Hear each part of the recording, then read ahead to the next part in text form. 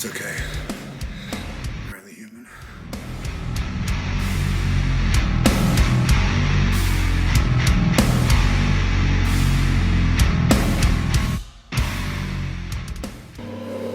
Hey guys, just make sure that you subscribe, like, and drop a comment. I really appreciate it. Welcome back. It is Temple Talk.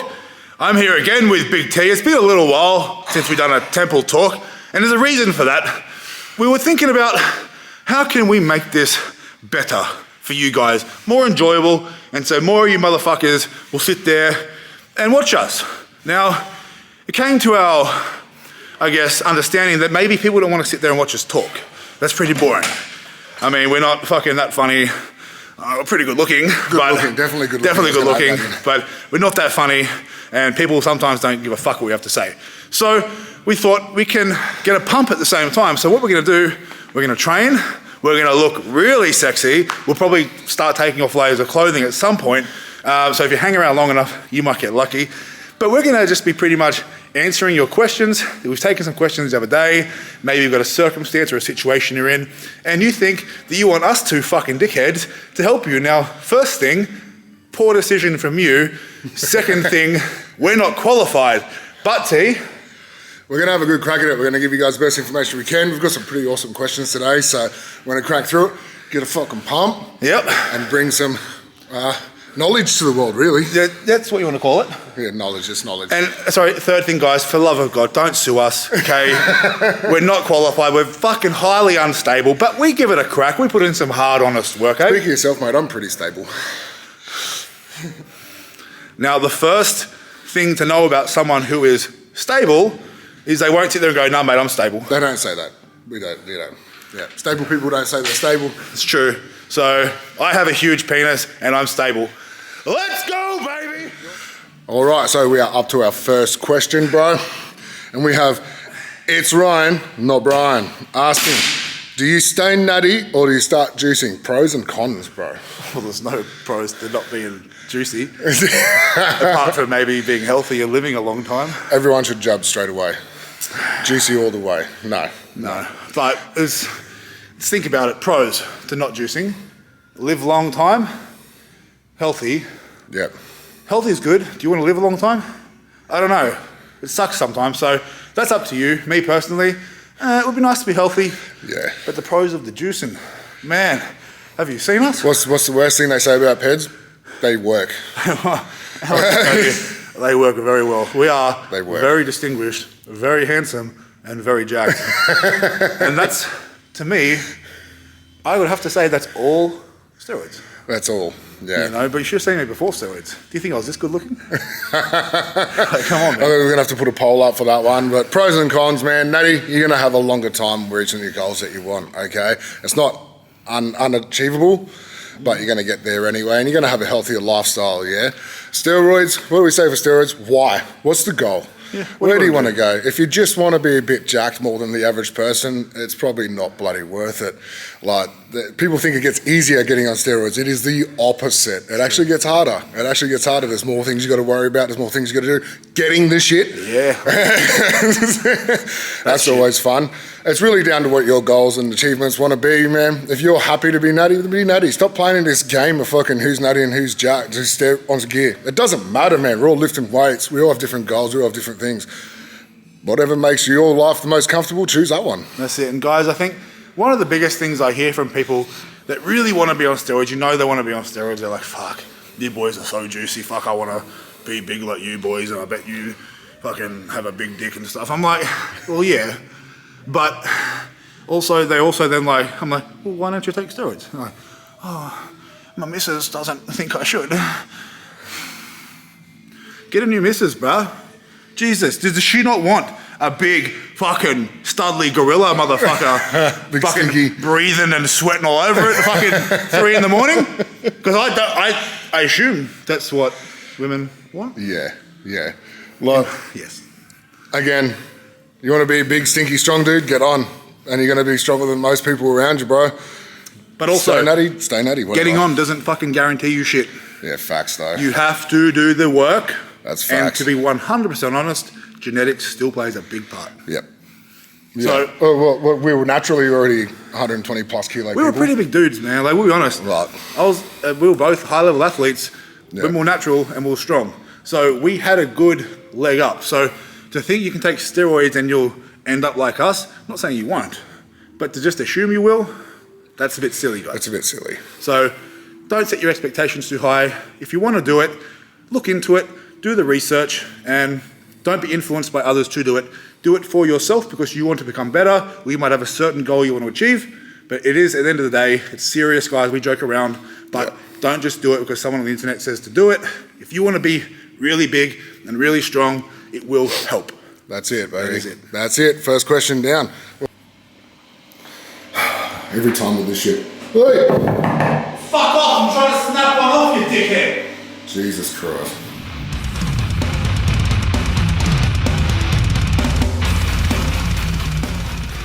All right, guys, so we're back for question 2. Now, this is a really good one, I thought. Now, it's Nathan0409 asks, what do you do when the gym isn't enough for your mental health anymore?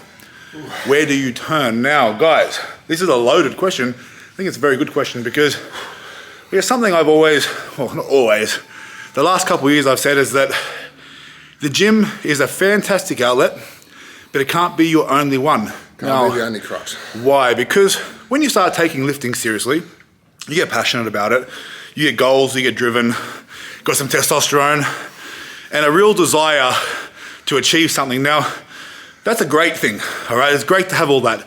But what comes with that is an expectation. And when we don't meet these expectations, let's say we've had a really bad day and we go to the gym to get that anger out. Let's say you go to the gym and you're fucked and you can't do anything, or you got a broken arm and you can't bench anymore, or you just can't get to the gym because for whatever reason, you've got nothing to stop you from losing your shit, nothing to help you blow off some steam. That's a dangerous game, bro. Been there a few times, bro. Absolutely, I think we all have, and you learn pretty quickly that it's important to have things outside of the gym, I would say even things that aren't necessarily all physical outlets, to be able to get yourself back down. That's it, bro. Well, I know that you've been on a bit of an adventure with that yourself, bro. What's one of your favourite things, man? Man, meditation has been really good, but again, if I was just meditating, that would be bad, because let me tell you why. Meditation is hard. Most people give up on it after 20 minutes or 2 or 3 attempts, and it takes a lot of practice and discipline to become any good at it. Therefore, again, if you're relying on one thing, the issue is if you're having an off day with that, because it happens with everything, where are you going to turn? I also noticed that it's a lot to do with where you're heading in your life at the time. Yeah. What's home life like? What's work like? Are you dragging your feet at work every bloody day, Yep. just getting the numbers done? Silver lining, man. Have a look at it from a different point of view. You need to change some aspect in your life for you to start moving forward, because you feel stuck in the mud. So that's a really good perspective right now. Think of this, guys. Are you trying to escape something, or are you trying to create something? Now, if your answer is you're going to the gym to escape, that's not good. You need to think, what in your life are you trying to escape? Now, let's say there's something serious you're trying to escape, whether it could be some form of abuse. That's pretty bad, right? Although you're trying to escape, it doesn't put yourself in the right position. Think about, why are you going to the gym? I'm going to the gym to create growth, to create opportunities, to create a new life, a new direction, not just as an escape. And I think that's an interesting perspective, because a lot of people say that, it's my escape. It's my escape from the world. Well, that's great, but you're going to have to go back to the real world. Do you know what I mean? Like, you go to the gym, you're going to go home and your home life sucks. So you're going to have to go back to the gym again? Or you're going to be grumpy until you get back to the gym? Yeah, you're only happy for hour and a half, 2 hours of the day. Exactly. You've escaped for a little bit, but you haven't done anything to affect your reality. You haven't done anything to affect change. So what is it that you're trying to escape from? Okay, that's the question. And it might not be trying to escape. Maybe it is just a case of having an outlet. But again, it comes back to the point of, guys, have multiple outlets. Have a gym. Go for a hike. Read books. Fucking Cold exposure. Yeah, cold exposure. Ride a motorcycle. Get some fucking better friends. Whatever it is, guys. Have some more sexy time with the missus. Dude, exactly. And if you don't have a missus, don't watch porn. Go and get a missus. If you can't get a missus, go to the gym. Go to the fucking gym, because you know what? You go to the gym, if you're an ugly dude and you get jacked, chicks are going to want to fuck you. As much as they say they don't in these days. They're going to want you. As much as they say they don't. They're going to want you. Chicks want big, jacked motherfucking dudes. And if they say they don't, they're lying, because let me tell you right now, it's true. Well, acceptance, motherfuckers. Acceptance. Acceptance that you've gotten yourself where you are. We were talking about this just before. Mm-hmm. You've gotten yourself where you are. You're in this position because of every choice you've made in your life so far. Make new ones. Exactly. Make new decisions that affect new change. And maybe you won't feel like you're in a desperate attempt to escape reality by going to the gym. And I guarantee your gym time will probably get better. Your training will probably get better. Your physique will probably start to get better, because all those things, they add on, man. Yeah. Big T, your phone going off. I can't help it. I'm a popular person. He's very popular. People are probably calling him to ask for wisdom, which is what I would do as well. But anyway, guys, I think you get the gist of it. Get multiple outlets. Don't just rely on one fucking thing, but still, go to the fucking gym.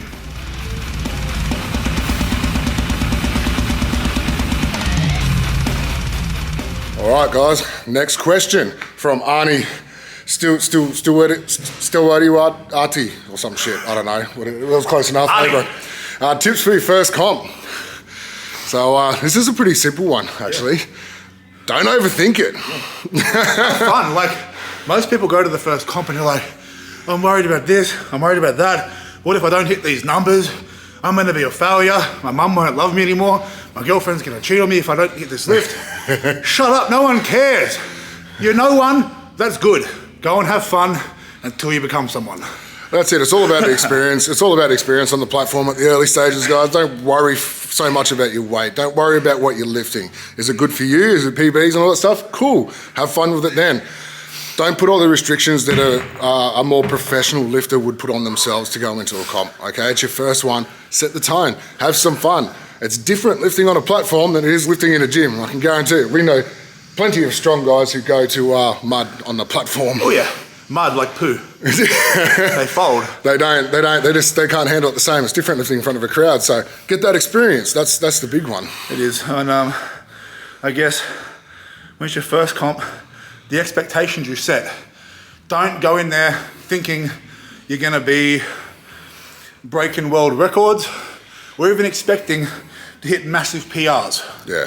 Because on the day, it's very different. If you're not used to people watching you lift weights, people judging you, specifically judging you, it's different. Go in there, enjoy it, learn. So the next time you go, you'll kill it. You can have a shit day on your first one. Still enjoy it, still learn. And at that level, people are pretty supportive. Yeah, man, like when you're first getting into powerlifting and stuff like that, outside of obviously the professional level stuff where there's politics in every friggin' sport, right?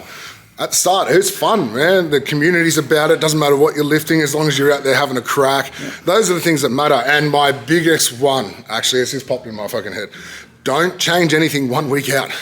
What do you mean? What do you mean, Tyro? I don't think you should go get a full chiropractic readjustment the week of the comp, and it's the first one you've ever gotten before. Excuse me, are you also saying that I shouldn't completely change my bench press technique 1 week out of competition? No, that is what I'm saying. That is what I'm saying. My bench has been going really well, but I watched on the internet that someone said if I do this, I'll bench 10 kilos more. Well, it's okay as long as it was from TikTok. That's where I was mistaken. So if it's TikTok, it's fine. Take it easy. Have some fun. Don't overstress yourself and just have some fun. Fun, that's all it's about. I know you think about me. I know you think about me at night. I know you want me. It's okay. You're only human. Alrighty then, the next question from Glennis66. How have you found PEDs affected your relationship? It's a good question. Now, like, we can sit here and say that PEDs cause a lot of relationships. Sorry, a lot of issues in relationships. Cause a lot of relationships. And that was a Freudian slip. Maybe they do cause a lot of relationships. Maybe. But I think at the end of the day, guys, we can't sit here and simply blame compounds for our behaviors. Now, if you, for example, I'm going to use myself as an example. Trenbolone is an incredible drug. It works just as well as they say it does. Yeah. It makes you very strong, it makes you very impulsive, and makes you very angry. I feel like the Joker after about 6 weeks. Now, although it works really well, it caused me to turn into even more of a prick and become even more impulsive and have even less control over my already small amount of control of my emotions. It's definitely not easy, and it gets worse every bloody time you use this shit. It does, guys. So you know what I did? Instead of taking trenbolone and sitting there going, hey guys, it's not my fault, it's the tren, I decided to not take the tren. It didn't work for me. It affected me in more negative ways than it benefited me. Okay, now, most people will probably experience this with trenbolone. Yeah. I would say almost everybody that I've spoken to about this drug have experienced what I'm talking about. It's neurotoxic as fuck. Exactly, and most people will continue to take it in spite of everything else that it causes. And put the blame on the substance. On the substance or even other people. You're Okay? the one taking it, Russ. If it affecting you and you've chosen to take it, it is on you.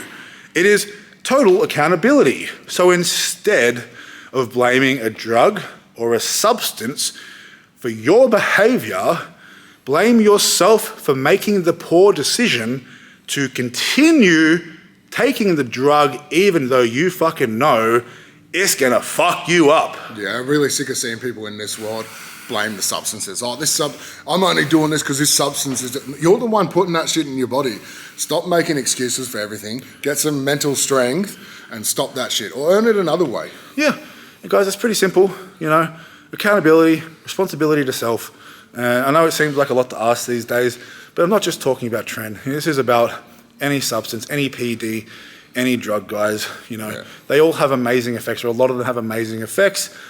But at the end of the day, you've got to hold yourself accountable for what you're putting in your body and how you're behaving and making sure you're doing things that can at least help you improve on that. So if you've got poor mental health, like fucking me, and you take tren, maybe consider not taking tren, because I think you'll be a lot better off. There's still ways to do it without it. There are, guys. I haven't touched that shit in years, like 2 years now. I've hit PBs, deadlift PBs, without it. I won strongman comps, without it. I don't need it. You don't need as much gear as you think in general.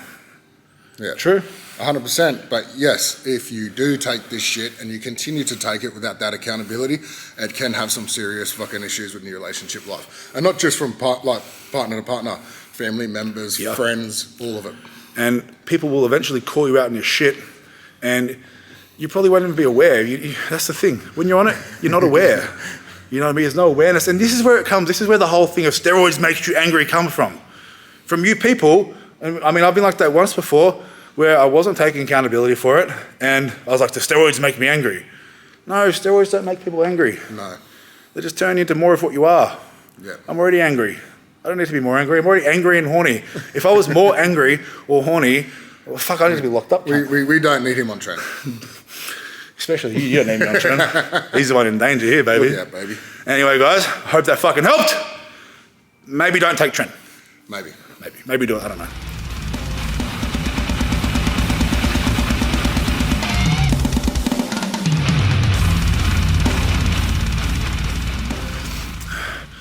All right, guys, and the final question.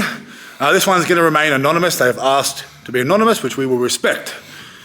I'd like to hear a fair discussion on violent men and the path to being better. Now, we feel this question is maybe lacking some context, so we want to be careful with how we answer it. Now, violence as a whole in men is necessary. To be a non-violent man or a man not capable of violence is to be vulnerable and weak, and that is not what a man should be. However, if you're asking this question in a context of violence being perhaps physical abuse perpetrated towards you, it's a different question altogether. It's a different answer altogether. That's obviously not an acceptable form of violence. However, we're not sure if that is what you mean. So we're going to try and tackle this from a very broad perspective, which is, I think, fair enough. So what do you think a man should do if they struggle with, I guess, outbursts of violence. Do you think this maybe ties back into the other question we had before? In regards to like not having the gym as your only outlet and stuff like that, 100%. Our man needs to be not only aware that he's going through those stages and have that acceptance there to be able to move forward, but finding things that are going to bring some passion into that man's life. I got it now. To bring some passion into that man's life and give him some drive and goal to be able to put that aggression into something constructive. I think that's the big issue where Reece just said before, aggression and violence is a good thing in men. That's only when it's learned how to be controlled. Exactly, and controlling it can be a very difficult thing for some people. For example, me, I suffer from BPD, therefore emotional regulation, not that fantastic. So I've struggled my entire life with being able to control violent outbursts. Now, my violent outbursts aren't actually directed at other people. They're usually directed at myself. It is a self-harming mechanism.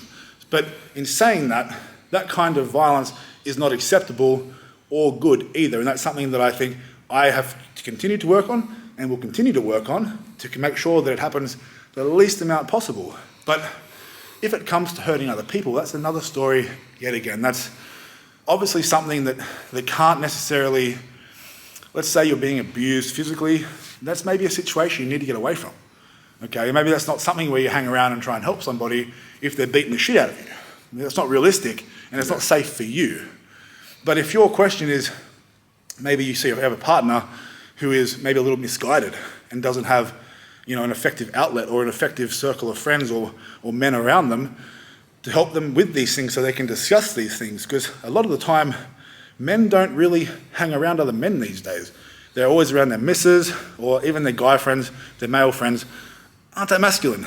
They're not that manly, they're not that with it, if you want to put it that way. So they don't have anyone to feed off, anyone to give them any guidance, or anyone to give them, any time.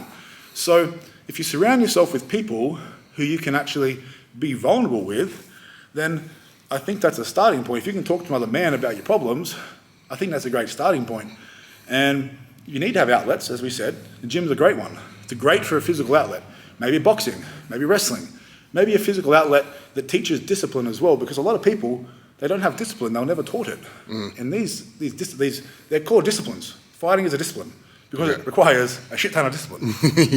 And once you learn it, to not use it, that's a discipline as well, as often as you can. So I think a big thing for me with this is it coming down to a bit of an acceptance of reality too. Like, we can sit here and go, hey, if this guy is willing to put some time into change his attitude and sort that stuff, okay, let's work with that person. But hey, guys, the world isn't fucking perfect, and walking around hoping that every person and every man that you come across isn't going to have any of those attributes, you're living in fantasy land, okay? It's having a realization, like you said, putting yourself in places where you can be safe, putting yourself into training so that you can help yourself keep yourself safer in situations like that.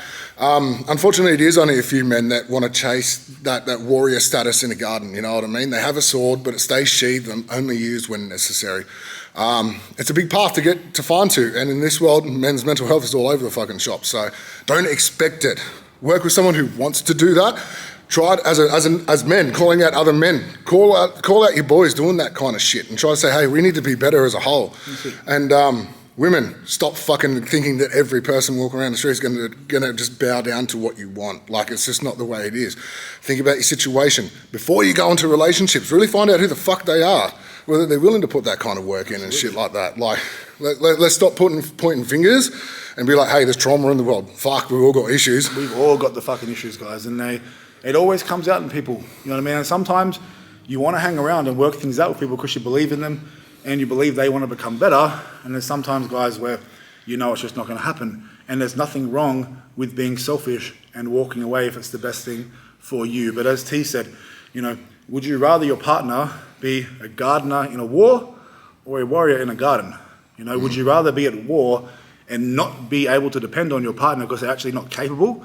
Or would you rather have that nice, peaceful home, the garden, but if trouble was to arise, that your partner can step up and cut some motherfucking heads off? It's a pretty easy question, I think, but some people struggle with it. A little tip for finding those guys, they won't be walking around telling everyone they can do it. Exactly, and you know what? all of them are going to go to the gym. They're going to practice physical discipline because to be ultimately competent, you have to be competent across multiple things. So you can be skilled and this and that, but if you can't, for example, if you're in a situation, you need to move 200 kilograms off somebody. It may seem unrealistic, but if you can't do that, are you really capable? Can you help someone? Do you know what I mean? Like, you need to be strong in all areas. You need to have a partner who's strong in all areas. And let me just say, if you have someone who is competent and strong in all areas, they're probably not going to be violent outwardly or irrationally. Now, I'm not saying that I'm like that, because I struggle with shit. I'm not saying I'm perfect, fucking far from it. But we're always striving to be better, and that's what's important. Accepting that, okay, I've got work to do, but accepting that I definitely want to do the work. Yeah, 100%. It's definitely not coming down to us saying, hey, guess what? There's violent men out there, fucking deal with it. No, it's bullshit, and we definitely agree that they need to chill the fuck out and work on their shit, because it's giving a bad name to all men out there. But having some realism in approaching these subjects, having some time to think about the people that you're hanging around with, the person that you're dating, all that kind of stuff, it really makes a big difference. Having a good peer group around you. Stop sitting at home doing nothing. Go find something. Go find a group that's full of women and stuff like that can support you. Go, like, we're here.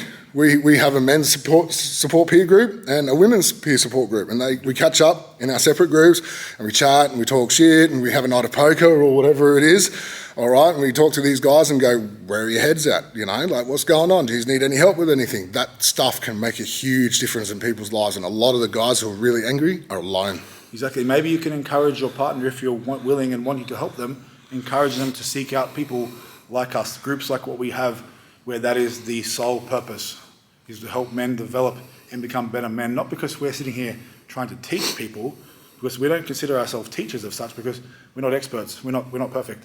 Yeah. But we like to discuss ideas, because when good men get together and discuss ideas, we come up with good ideas, and then we can work on implementing them to become better as individuals and as a community. Yeah. You know, so I think it's important. That's it.